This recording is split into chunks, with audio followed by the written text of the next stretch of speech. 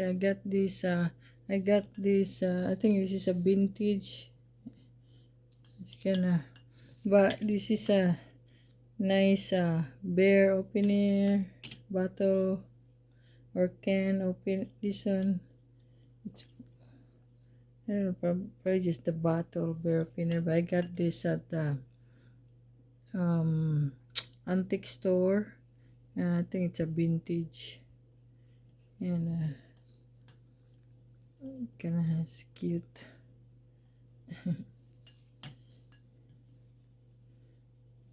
cat with a fish in the mouth, and has that. And this is what's in it. There's like a name in it, guys. It's hard to, let's see first. What is it? Made in Japan for standard.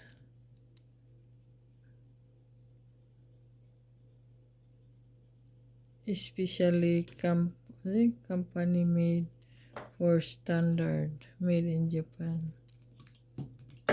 Eh, you can just put in the hook, guys. It's like a whiskers right there. Cute bear opener.